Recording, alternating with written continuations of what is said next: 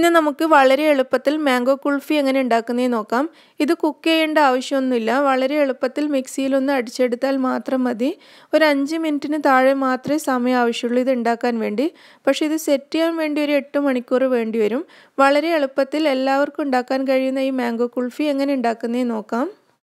ഇതിനു വേണ്ടി നന്നായിട്ട് പഴുത്ത ഒരു മാങ്ങ എടുക്കാം. ഒട്ടും നാരില്ലാതെ മാങ്ങ എടുക്കാൻ ശ്രദ്ധിക്കണം.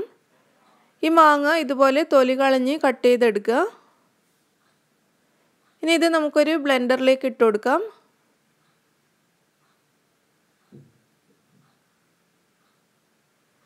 ഇനി ഇതിലേക്ക് 1/4 കപ്പ് പാൽപ്പൊടി ചേർക്കാം. അതുപോലെ 1/4 കപ്പ് പാലും കൂടി ചേർക്കാം. പാല് ഞാനിത് തിളപ്പിച്ചതിന് ശേഷം തണുപ്പിച്ചെടുത്ത പാലാണ്.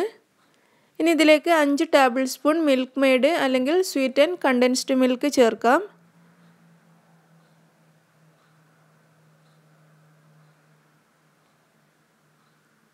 അഞ്ച് ടേബിൾ സ്പൂൺ ചേർത്തിട്ടുണ്ട്. ഇനി ഇതിലേക്ക് 1/2 ടീസ്പൂൺ ഏലക്കായ് പൊടിച്ചത് ചേർക്കാം. ഒരു നുള്ള് കുങ്കുമപ്പൂവും കൂടി ചേർക്കാം. ഇതെല്ലാം കൂടി നന്നായിട്ടൊന്ന് ബ്ലെൻഡ് ചെയ്തെടുക്കാം. ഞാനിതിവിടെ നന്നായിട്ട് അരച്ചെടുത്തിട്ടുണ്ട്. ഇനി ഇതിലേക്ക് 1 ടേബിൾ സ്പൂൺ പിസ്ത നുറുക്കിയത് ചേർത്തിട്ടൊന്ന് മിക്സ് ചെയ്യാം. ഇത് ബ്ലെൻഡ് ചെയ്യരുത്, ഇട്ടിട്ട് സ്പൂൺ കൊണ്ടൊന്ന് മിക്സ് ചെയ്യാൻ മാത്രമേ പാടുള്ളൂ. പിസ്ത അല്ലെങ്കിൽ ബദാമോ അണ്ടിപ്പരിപ്പോ ഏത് വേണമെങ്കിലും യൂസ് ചെയ്യാം.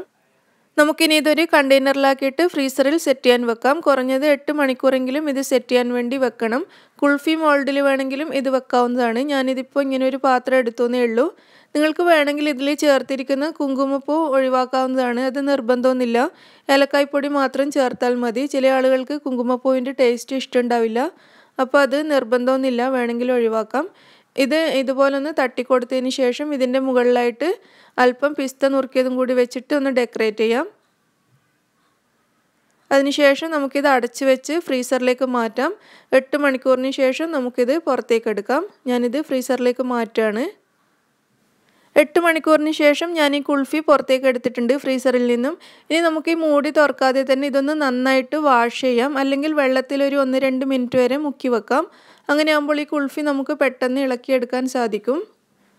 ഞാൻ ഈ കുൾഫി ഒരു ട്രേയിലേക്ക് മാറ്റിയിട്ടുണ്ട്. നമുക്കിത് കട്ട് ചെയ്തെടുക്കാം. വളരെ സോഫ്റ്റ് ആയതുകൊണ്ട് തന്നെ നമുക്ക് വളരെ പെട്ടെന്ന് ഇത് കട്ട് ചെയ്തെടുക്കാൻ സാധിക്കും.